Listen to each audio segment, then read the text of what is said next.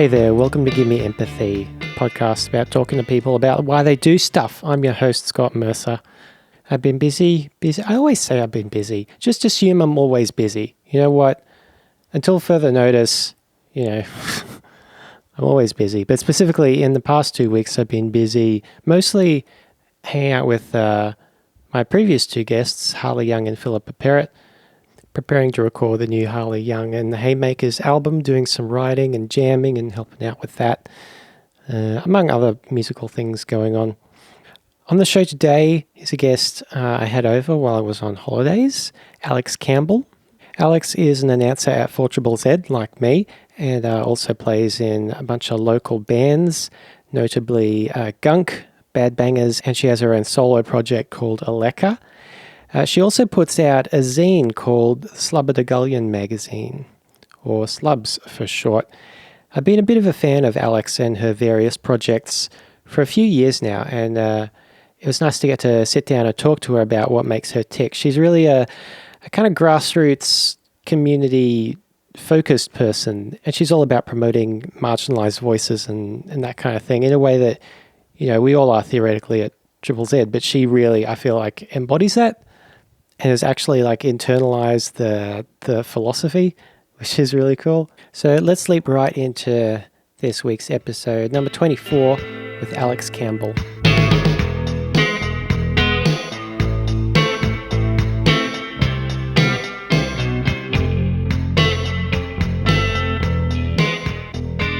There's a poncho there, and some people like to just fidget with that in their lap because some people get fidgety, and it's better than clicking a pen or something because it's quiet. It's like a quiet fidgety thing. After 20 or so, you figure out some stuff like that. I'll just get a level for you. So, what'd you have for breakfast, Alex? I had some muesli. What's in the muesli? Some seeds and nuts and sultanas. Do you make it yourself, or is it like a pre-mix? I do make it myself. Yeah, yes. That's the way to go. Like Mixed Nuts in West End. Yes, I go there too. Stuff. Yeah, I love that place. So I used to live in West End, and would go there all the time for all my nuts and muesli needs. But then since I moved out here, it's not as convenient to get to. Yeah. So I tried all the supermarkets, the Aldi, the Coles, Woolies, Coco's.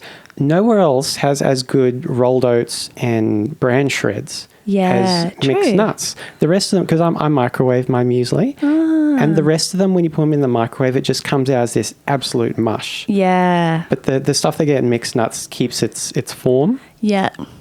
Yeah, true. Okay. I haven't tried any other brand from any places, but... Oh, yeah, it's a very limited selection. Or you can, at IGA, they've got these really expensive organic ones in the expensive section. Yeah. Even the organic stuff at Mixed Nuts is very cheap, I've noticed. And they're so nice there as well. Yeah. My friend from primary school, George Conius, is one of the owners with his brother. Oh, the new owners. Yeah. Oh, that's awesome. Yeah. I hope Mixed Nuts just never closes, just 100 years time it's still going. Well, I think they are, they're progressing, they finally have FPOS. Yes. Since the Conius boys took over. Yeah, it was pretty good. I think it was much needed. Yeah. Thing. So Alex, I normally start these by asking my guest, how do you know me? Oh. For the benefit of the audience. Yes, okay. How do I know you? I think I met you through 4ZZZ radio. Because you do stuff there? Yes. And I do stuff there? Yes. I can't exactly remember when we met either. No. I think we were just both volunteers there, possibly when I started my show, maybe. So you host the Slubberdagulion show? Yes, I do. And that's back again? Yes. After a hiatus? Yeah, 2 years. So when did you first start it? I started it in 2013, I think, or 2014. Yeah, and then prior to that, I was a co-host on a couple of other shows that my friends were part of as I was sort of doing my training and that kind of thing.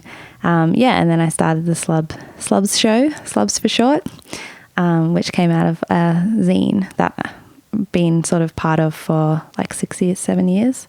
Had you been doing other stuff at Z before getting on shows? Yeah, so I was organising events and stuff, and sort of part of like events coordination, fundraising. Was car park gig coordinator for a bit. Oh, I'm not sure if we met there, but the first time I would have seen you was at a gunk gig. It was a car park gig. It was the first time I ever went to Triple Z. Oh. Actually, I went with my TAFE buddy, Kat, who was a previous guest on here, and Gunk was playing and Girl with Cake. Oh, do you remember yes. that? I do remember that gig. Yeah. Wow, that was like 2011, I think. Yeah. Yeah, that was a good gig.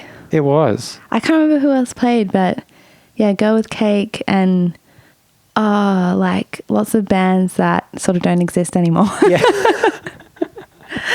So Gunk's been the survivor. Yeah. Kind of. Yeah, totally. Yeah, from that lineup. Yeah. So what was the when you applied for your own show, Slubs? What was like the idea behind that? Yeah. So as I said before, I had a zine, or I still have a zine called the Slubs zine, Slubberdagallion magazine. That's been going for about 7 years, and it's a zine about music and like concentrating on music from like mostly like women or non-binary musicians or artists, or just sort of like unknown artists and musicians.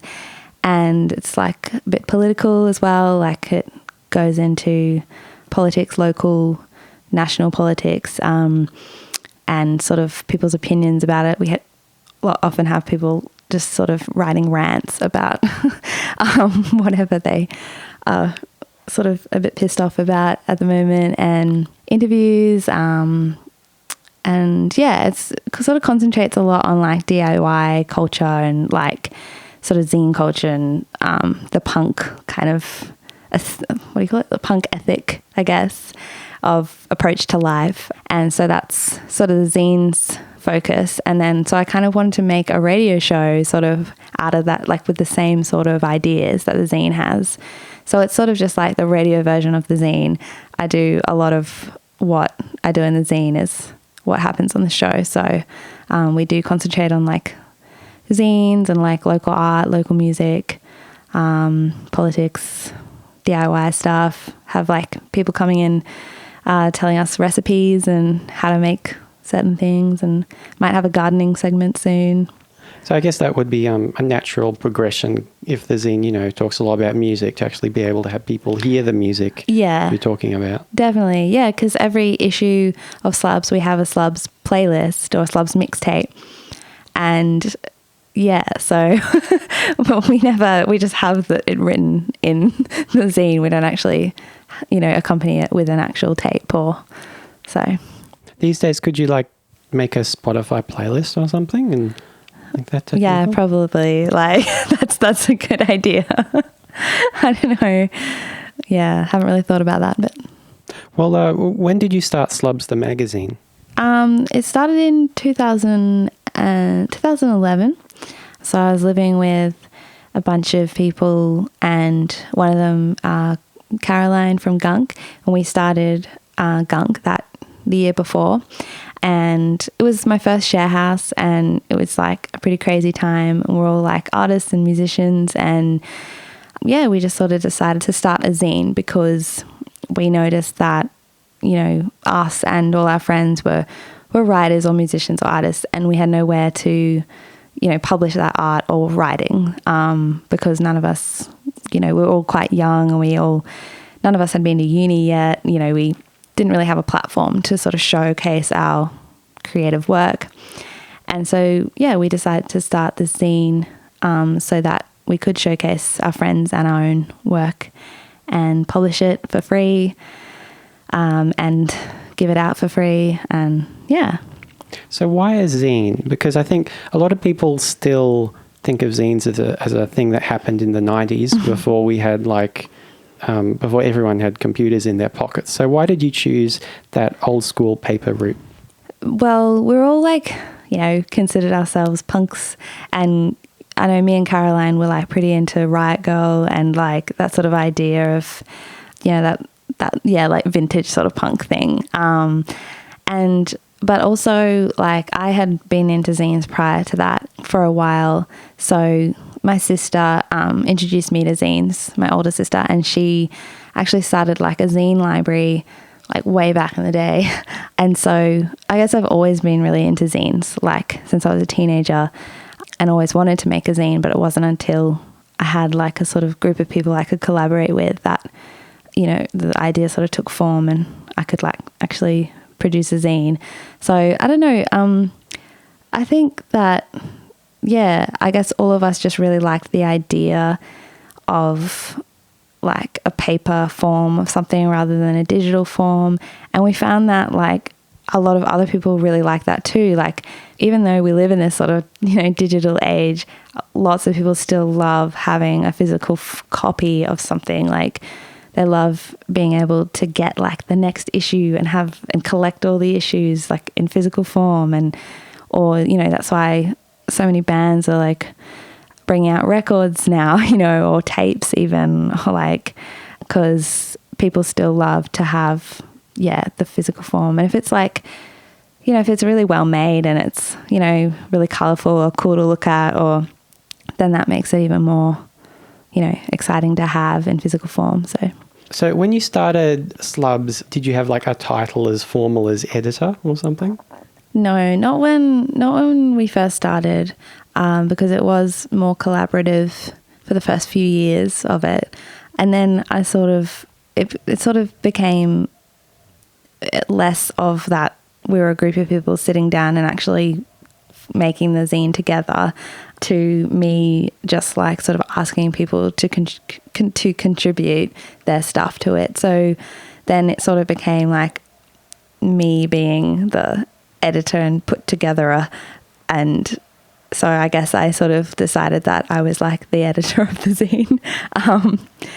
So yeah. So what goes into that when you're making a zine? Like, is it just the old style, like you've got a bunch of things printed out and you just put them all on a photocopier together, or do you actually like use a computer program for the layout? I think a lot of people do use computer programs, but I prefer the cut and paste sort of thing. So I sit down and I print out everything and then I cut around and I paste it and use stamps and sort of thing. I really like that sort of collage type of medium. Were there any other zines that were kind of influential on Slubs?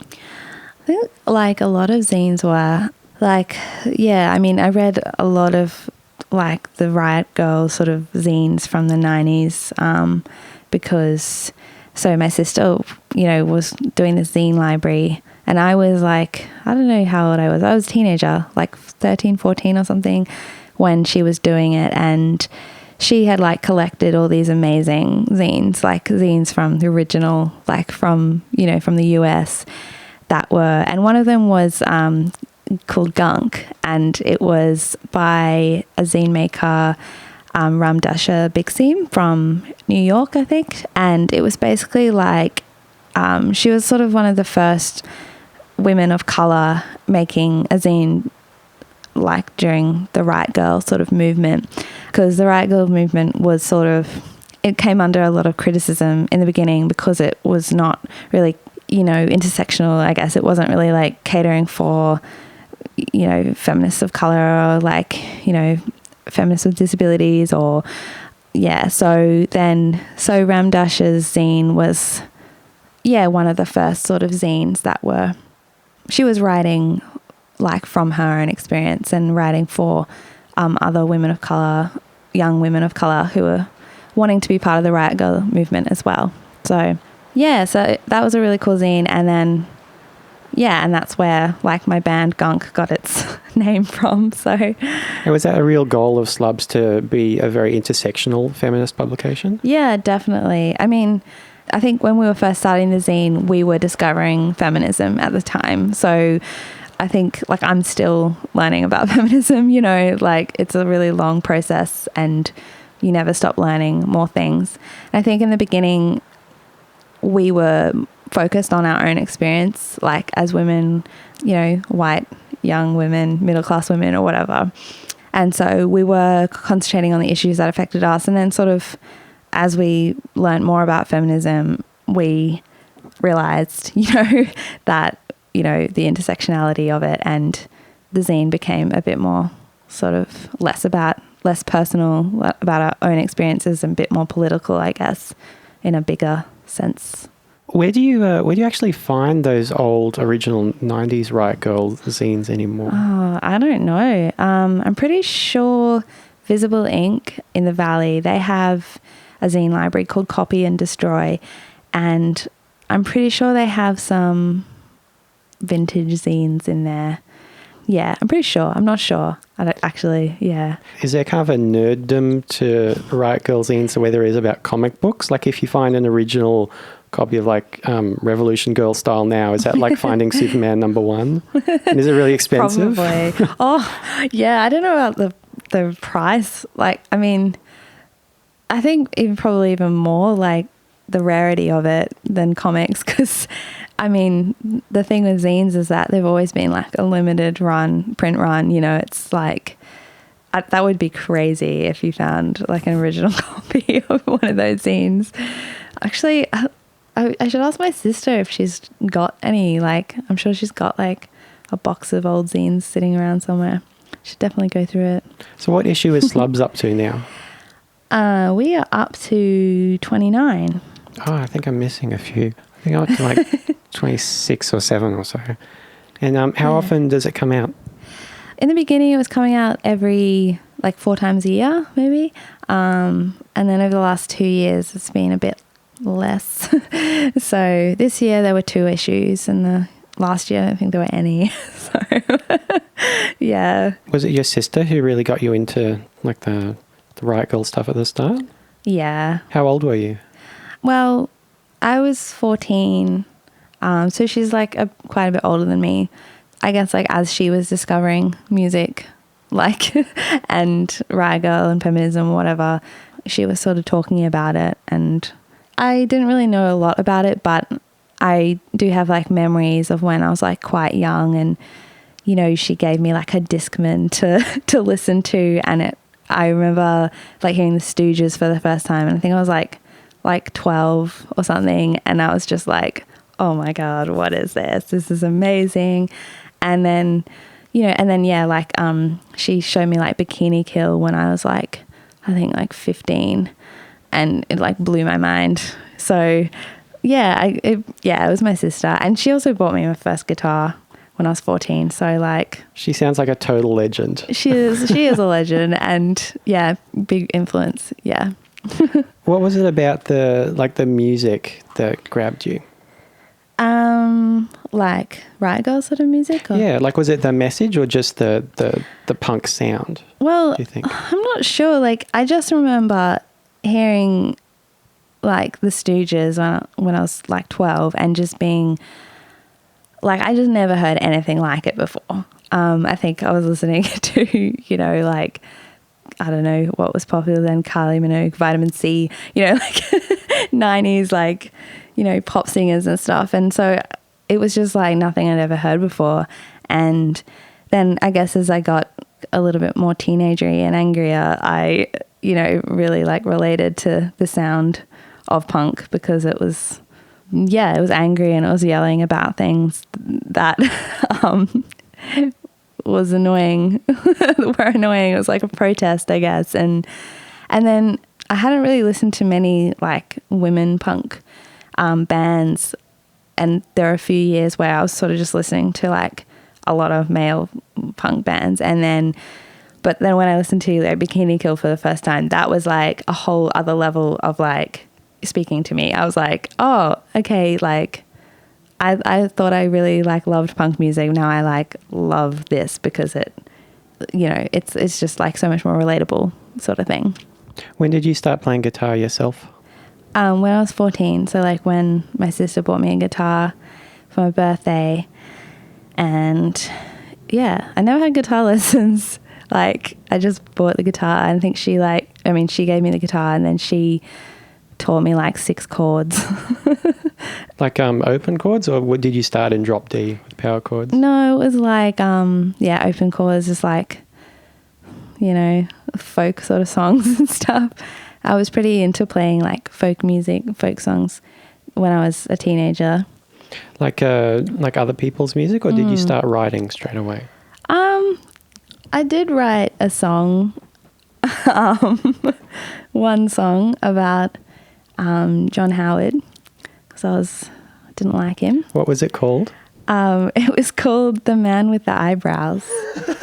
And yeah, and it was the first song I wrote. Yeah, I was 14. And then I didn't really write any other songs until I was older. But I was sort of just playing a lot of like Joan Baez and like Joni Mitchell covers and stuff. Joni Mitchell's hard to play. Yeah, I don't think I played her well. So did you go into all her actual tunings or? No, I don't think so. Oh, okay. I think I was just like, oh, I'm just gonna like cater this song to my level of playing. Yeah. So what did you do after school? After school, I went and did a diploma of music performance at TAFE. Yeah, and then I like moved out and didn't go to uni for a really long time and was just a snotty little zine making, share housing, yeah, riot girl. Dropkick, yep. With the diploma, what were you planning on getting out of that? Honestly, I think I was like in year 12 going, I don't know what I need to do. And everyone was like, you need to go to uni. And I was like, oh, I don't know what I want to do though. Like, I like music. I'll go and do music because, yeah. And it was actually really cool. And then a couple of years after that, I went back to TAFE and did the music business course, which was like another year diploma because I really enjoyed the music performance one. It was sort of all with the similar teachers and yeah, so it was actually I'm a really big advocate for TAFE. I think it's a really cool thing. What did you get out of the music business course?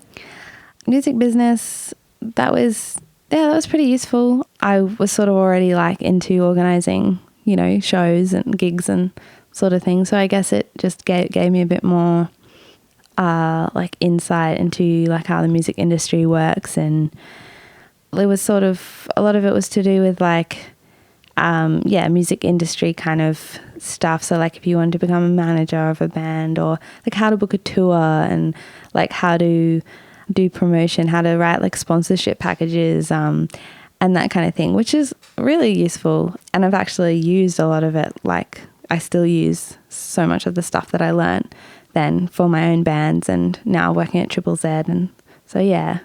So that kind of stuff, you didn't find it like, it didn't clash at all with like your DIY ethos? Or? Yeah, it did. Yeah, totally. Like, but I guess I just took what I needed from it. Like, a lot of it was about trying to get on commercial radio. Like, how do you get on commercial radio and how do you, like, that sort of stuff. But and that was not one of your goals? No, not really. Like, I just sort of took from it what I wanted, I guess. And how did Gunk form? Was that your first band? Yes. Yeah. Completely forgot. I did 1 year of uni when I was like 20 and I met Caroline there from Gunk and we both really didn't like what we were doing at uni and so we bonded over that. What were you doing? We were doing drama. Which uni? QUT. I did drama at QUT, yeah. Oh, okay. It did not help. Yeah, well, I'm not even sure if, again, it was sort of like, oh, I should probably go to uni, but I don't know what I want to do. Oh, I enjoyed drama in high school. I'm sure, it'll be the same, and it wasn't. But, I got a really awesome friend out of it, so and a band, so. And how'd you meet Laura? So then me and Caroline, we met and we both were pretty into like Riot Girl and stuff and decided we wanted to start a band. And she went to high school with Laura, so she was like, I know this cool drummer lady, like she can join the band as well. And yeah, so it was cool. So what was Caroline's musical background? Because she's a very skilled bass player and she like plays a fretless bass all the time and like has really good jazz chops. Yeah. What had she done before Gunk? I know she did music in high school, so she knows how to play I think like violin or something. Like she has been doing music since she was like 3 years old or something. So yeah, so she's one of those musicians that are like doing it her whole life. And then she was in a couple of bands, I think, before Gunk, just sort of high school bands and stuff. But yeah, and then like around the same time as Gunk, the Mouldy Lovers sort of started, and so she joined the Mouldy Lovers around the same time, and they were very like jazz based, I guess, like sort of, yeah. So I think she really improved her and honed her bass skills through being in that band. And how about Laura? What was her musical background? Laura also had been playing drums like her whole life, so yeah, she's a really good drummer. I can't remember if she was in bands before Gunk. And so you'd come from playing folk songs and acoustic guitar, and Caroline had come from jazz bands and high school bands and being a real musician in the Mouldy Lovers, and you came together in this 3-piece punk band with like super short songs, super loud, all about attitude. Was that kind of a bit of a release valve for all of you? Yeah, I think maybe. I mean, I know Caroline and Laura, like they had always wanted to start a punk band sort of thing. So maybe it was for them, like, because I mean, I was at such a different level of like music to them. Like I was pretty bad at guitar. Like I don't think I'd played an electric guitar until being in Gunk. So, you know, in the beginning I was always a bit like self-conscious, and I was like, oh, you guys are both so amazing at music. And I felt like sometimes they were kind of like, waiting around for me to like get my shit together sort of thing. But yeah, I think they both really enjoyed the like chaotic sort of nature of like punk music. So where the first EP, where was that recorded? So like Laura was at JMC for a bit, and she made friends with this guy who was doing recording there. And so he recorded us for free. And then that was that EP. And then Sugar Soap was like, we had a friend who was in his like final year of recording engineering, is that what you call it? Yeah, at the con. So he recorded that album. Did you record it all live? Yes. How'd you like recording? It was good. Yeah, it was pretty fun. Yeah. Like, was it weird the first time you went in compared to playing live? I found like sometimes when I had to do like vocals sort of separate, like sometimes, not all the time, but yeah, it was a bit weird. What was the writing like? Gunk songs we sort of started off all of us writing the songs, and then it sort of became just me writing the songs. So, but I mean, we all sort of, when, you know, I would write like lyrics or something and then sort of a riff and then go in, and then we'd all write sort of like jam. So I guess it was all of us writing the song and I would just write the lyrics. So how do you think Gunk has lasted so long? Because I know you sort of split up in 2014 when Laura moved to Melbourne, but you played a few shows since then, like whenever she comes back. Yeah. What is the secret to Gunk's longevity? I honestly think it's because we're best friends. Like, we're all just such good friends. And I mean, yeah, I did think that Gunk was over in 2014 when Laura left. But I think that we haven't really organized a gig. It's just some random sort of people are just like, oh, can Gunk play this random show like this? And we're just like, oh, well, why not? Like, we'll just form back together. It's not very hard to remember how to play these 2-minute punk songs. So sure, we'll reform for it, you know.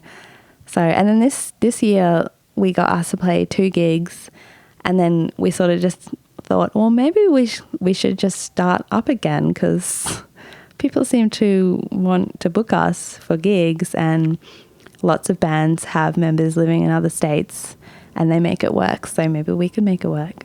So is there going to be more Gunk? Well, yeah, we are hoping to. We want to record again and release a new EP.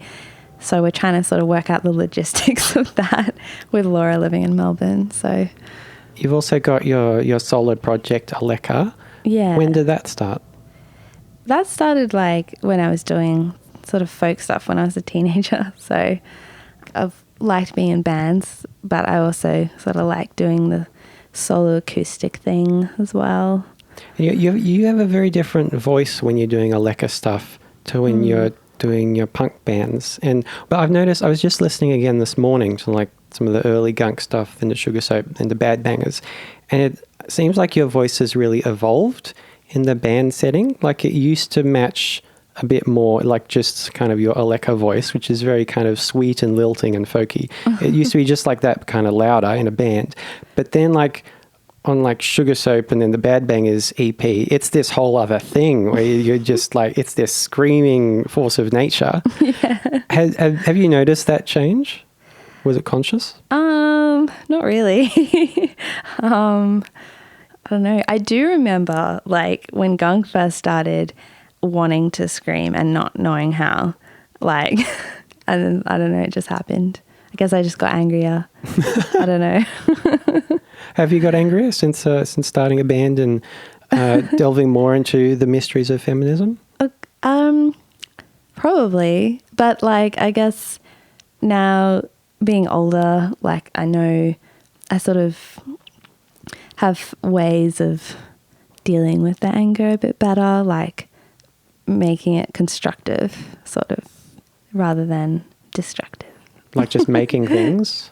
Yeah, and like writing about it more. Like, I don't know, I have more people in my circle of friends sort of who I can really like discuss things with as well, which like makes and sort of, you know, unpack things and yeah.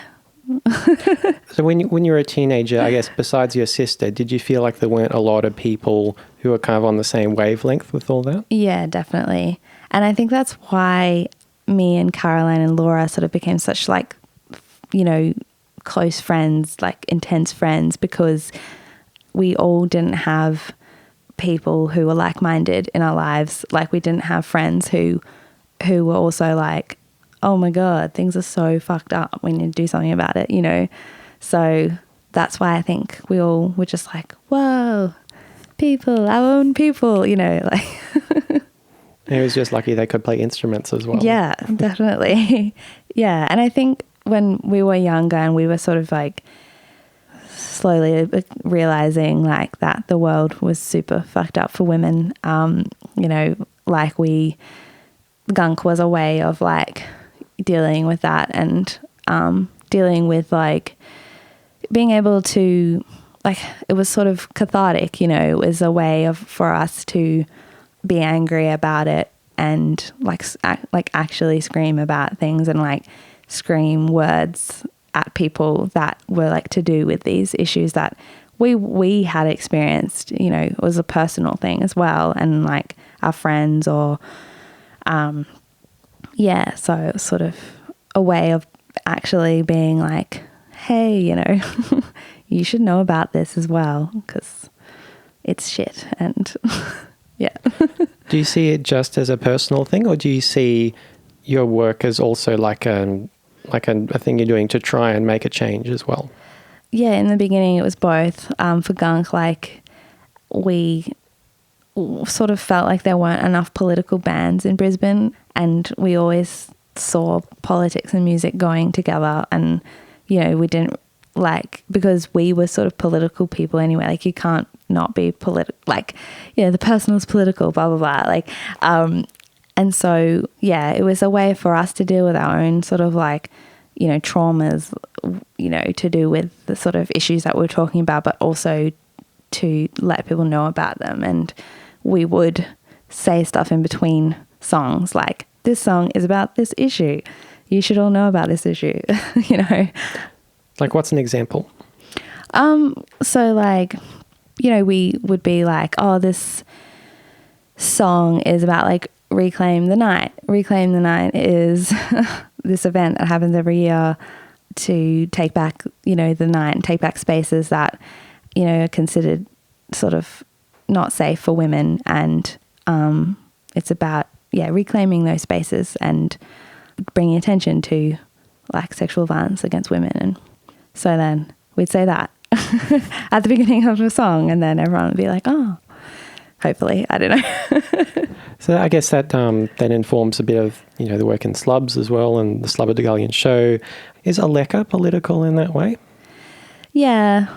Like, I think everything that I do is political. I don't know. Like, I mean, every song that I write is like, I think Aleka and Bad Bangers are a bit more like, they're not as obvious, like obviously writing about issues or sort of, but Gunk was very like obvious in its writing. Like, And I guess we sort of got influenced by the Riot Grrrl sort of music thing, where I know that like Bikini Kill were really obvious about like what they were singing about. They wanted people to understand the songs and what they're about. And I think that Gunk sort of took that, it was basically like a big protest rant in song form, And it's often funny as well. Like, especially Bad Bangers, the lyrics are quite funny. Yeah, Bad Bangers, yeah, totally. Like, some of them are really funny, but then there are some that are, like, actually about quite serious things, but they're like, I don't know, because they're in such a, like, crazy sort of form. It's just, like, screaming them that no one really sort of knows what they're about, but... Yeah. So Gunk kind of broke up in 2014. When did you meet Joe?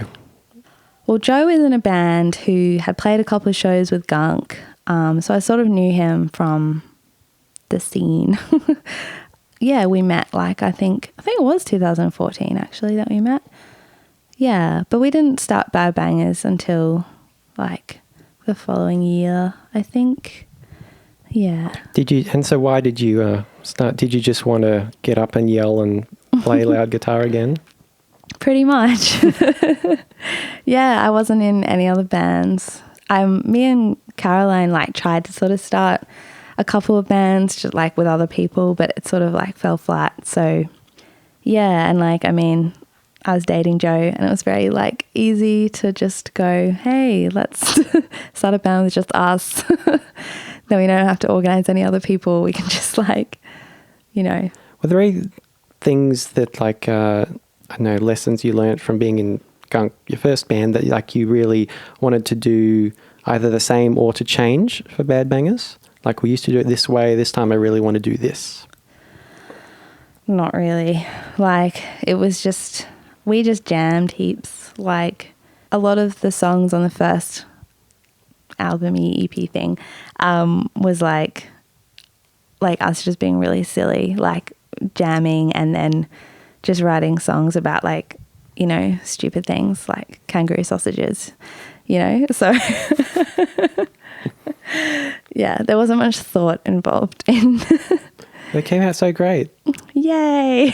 And you recorded that one with Cam Smith? Yeah, we did. Yeah. And we recorded our second one with Cam Smith too. It hasn't come out yet though. When's it coming out? Possibly February. Cool. Yeah. And have you been recording Aleka material as well? No, I haven't done anything with Aleka for a while, but hopefully maybe this year. Because you put out like a few songs here and there over like the last 5 years or something, yeah. But there's never been an official release. Yeah, and it is something that I've liked to do for a while, but I think it's so much harder doing something by yourself. It's very, like, I have recorded a lot. I just haven't released anything, I think, because I'm very, like, critical of my own thing. I don't have anyone else there going, no, let's just do it, like, because, like, no one else is part of the decision-making process. It's just me. So it's like, Whatever happened to Carl Stefanovic's dog? Oh, well, I think we just sort of stopped playing. I can't remember. Like, I don't know. I actually can't remember why that ended. Did he send a cease and desist letter? Did his dog send a cease and desist letter? I wish. Does he have a dog? Do you know? I don't know. Ethan came up with the name. Yeah, I think, like, I don't know. Ethan was pretty crazy to be in a band with, so Like maybe that's why. Maybe I just got tired. That's why we. In what way? He's just I don't know. It's like too chaotic. He's too chaotic. I don't know. Like all our shows were always like so chaotic because of him, which I think is really cool. Like looking back, I'm like, oh, that was really awesome. You know, like a sort of different experience. And the audience always loved the shows because he was so like wild. But being in a band is different to being in the audience and watching it. Like after a while, it got a bit like you actually wanted to know what was going to happen. Like you want to be able to like book a gig and know what's going to happen during the show if you're in the band sort of thing.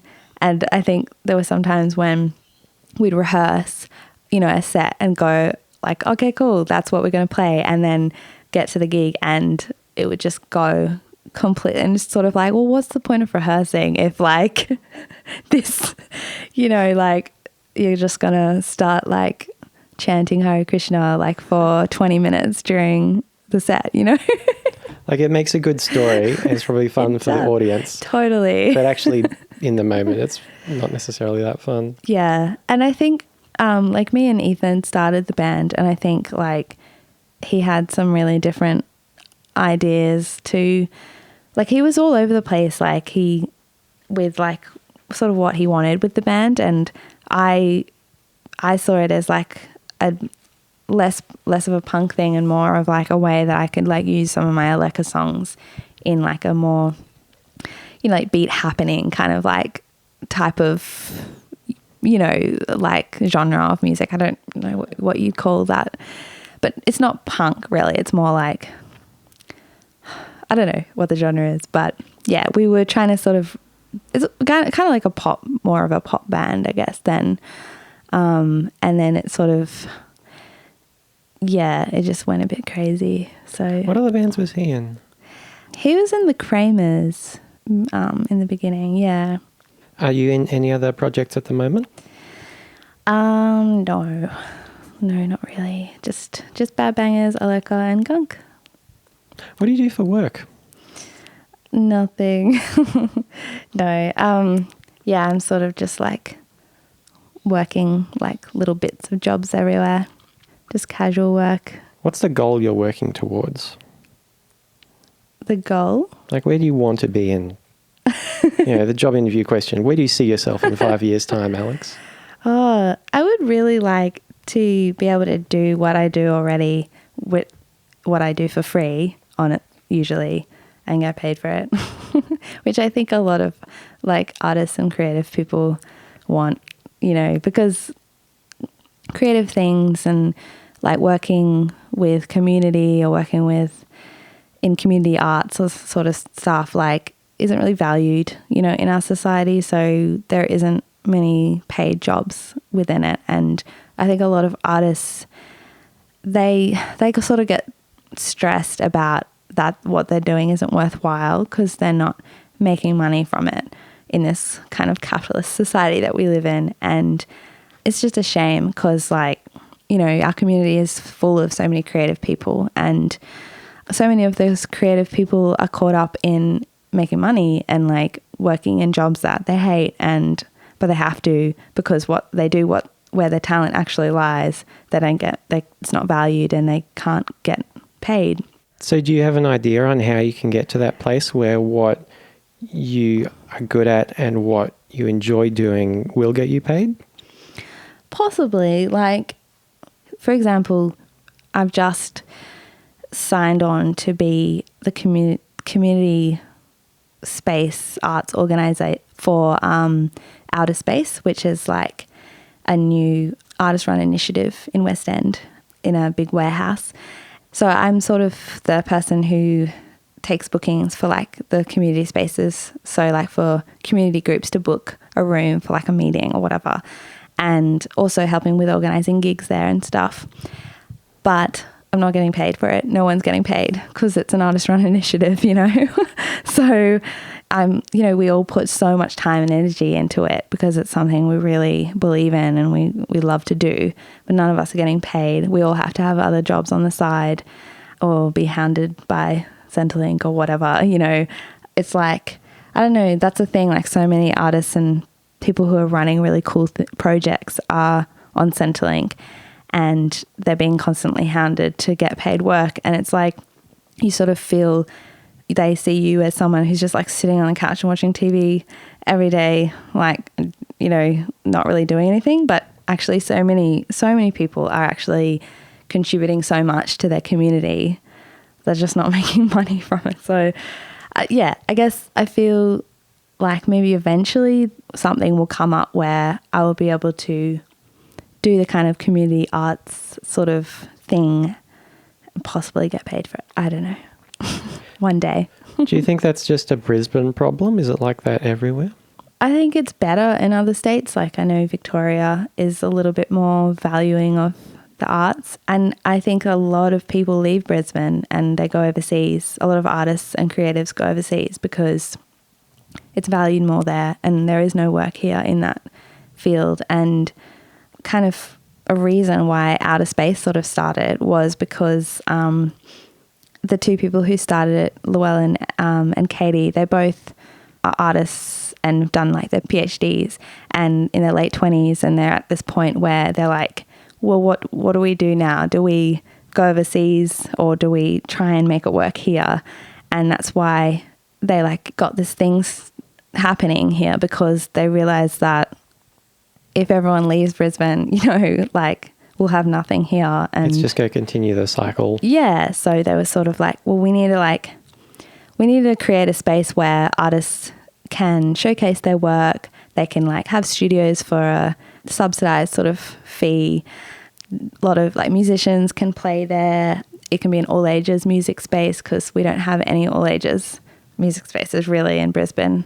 Apart from like record stores and sometimes the zoo do all ages, I think. Yeah. But not a dedicated one. Yeah. No. And so, yeah, I guess they saw like a niche for that. So it's good.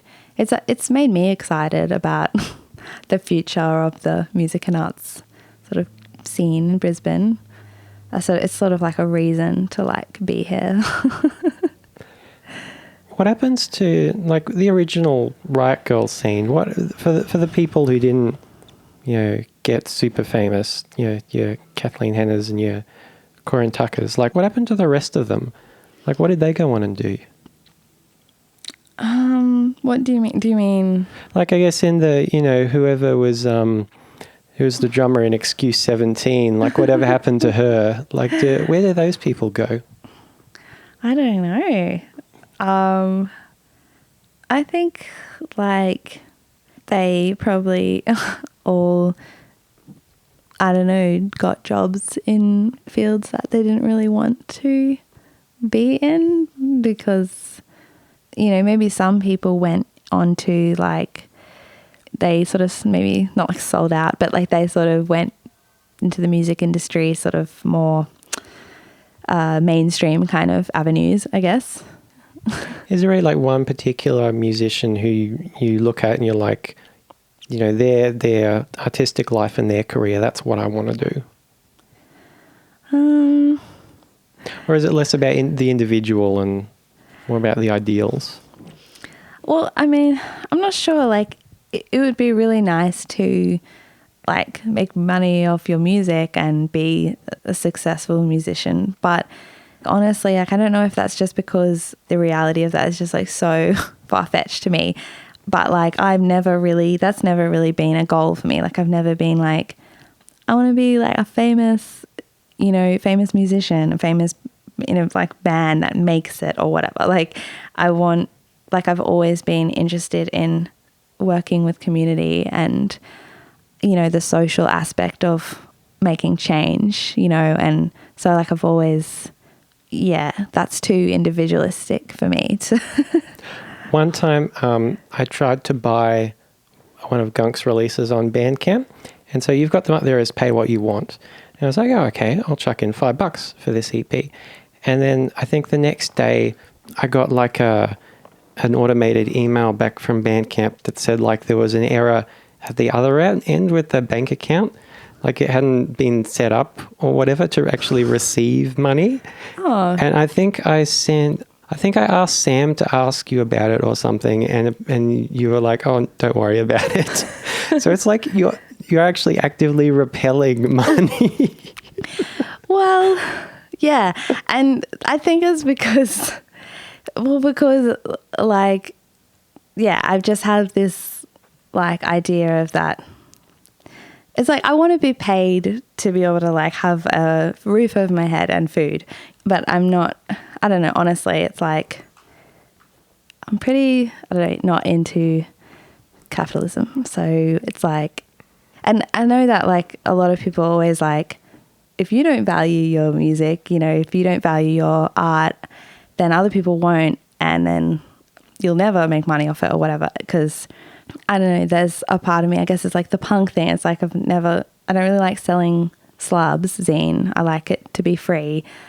That way everyone can access it, because, you know, it's about accessibility. Yeah, I feel like that attitude of not valuing your own music, whatever, like that's like people say that from a position of luxury where people are willing to pay a baseline and the audience is willing and able to pay a certain base amount for their music in the first place, which is not necessarily your audience. Yeah, exactly. And yeah, exactly. Like I've always loved when like a gig, you know, someone organizes a gig and then there are like different categories of tickets. It's like, you know, unwaged or concession or, you know, whatever. It's like, and full waged. It's like, I think that's sort of how the society should be formed on. Like the people who do have a lot of money can pay for the things, and then the people who don't can still access it. Like means tested for exactly. everything. Yeah. Yeah.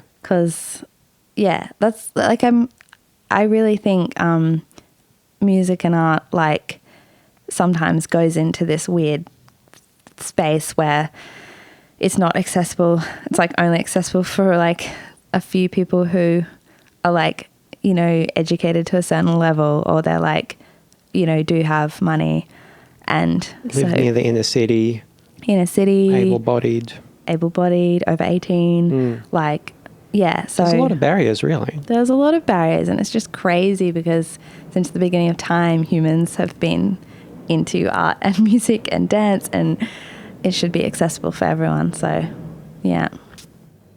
Awesome. Well, thanks for talking with me today, Oh, Alex. no worries. Would you like to play a song?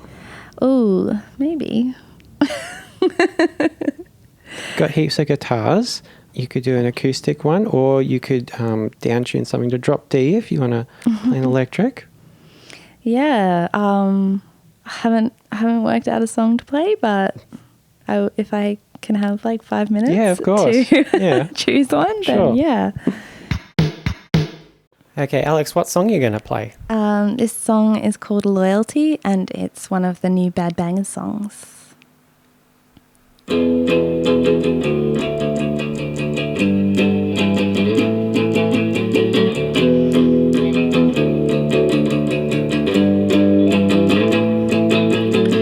I'm okay with being see-through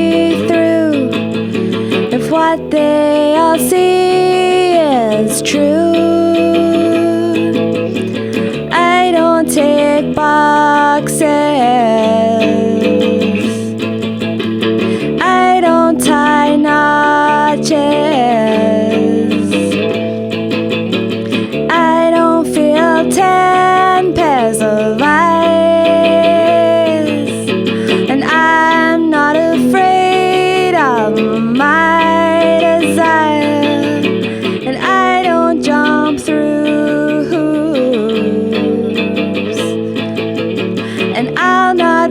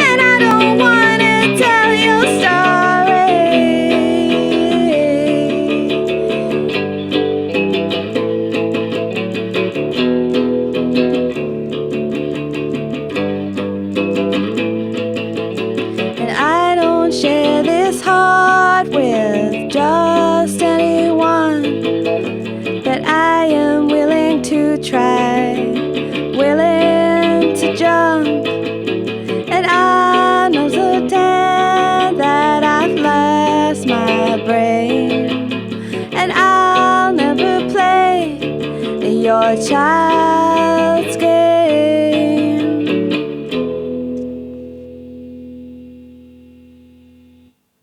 Thank you, Alex. No worries.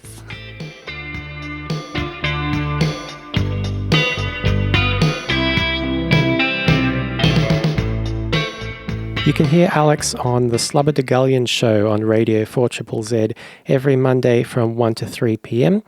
The frequency is 102.1 FM if you're in Brisbane, or you can listen online at 4zzzfm.org.au. Slubber de Gullion magazine can be found at various independent record stores, bookshops and comic book stores around Brisbane. There's a Facebook page for it if you want to keep up to date. And Alex also has an email address up there where you can just straight up ask for a copy of the zine. Alex's music projects, Gunk, Bad Bangers, and Aleka all have their music up on Bandcamp. If you'd like to take a listen, it's pretty great. And as Alex mentioned, Bad Bangers will hopefully have a second release out sometime this year. Corrections corner for this episode, just a couple today. The 4ZZZ car park gig where I first saw Gunk happened in September 2011, and the lineup was Girl with Cake, Pink Services, Gunk, Ivy Mae Dillon, and Roach. It was actually my friend Kat Stanley from episode 16 who took me along to that gig because she knew the singer of Girl with Cake. I mentioned the possibility of an early volume of the zine, Revolution Girl Style Now, being worth a lot of money to collectors. As near as I can tell, there never was a zine with that name. It was the title of Bikini Kill's first cassette release from 1991. I was thinking of the zine that Kathleen Hanna from Bikini Kill started with members of the band Bratmobile that was actually called Riot Girl. My bad.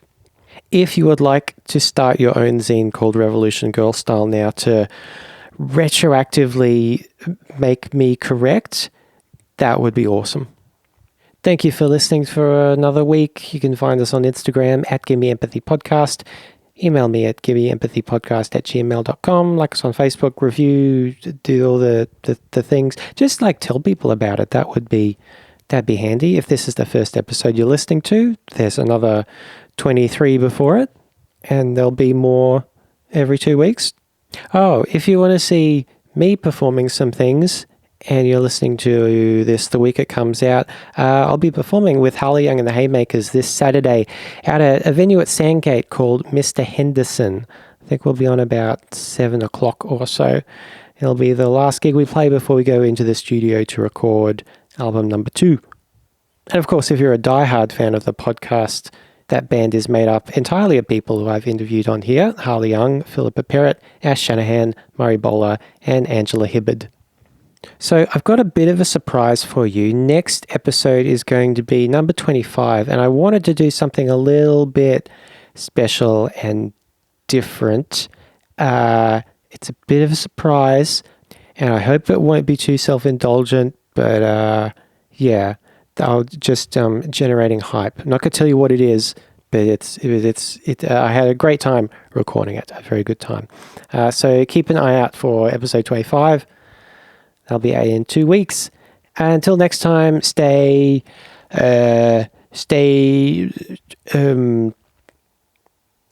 frisky.